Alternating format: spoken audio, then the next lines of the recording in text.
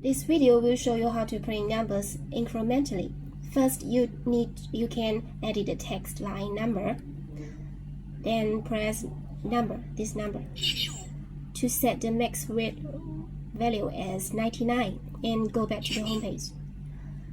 And you will see a 00 sign. That's for counting numbers max to 99. Let's text. You need to press print and press this button. You can hear a ding ding sound.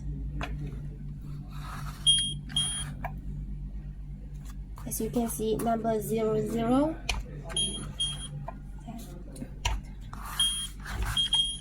and number 02, number 03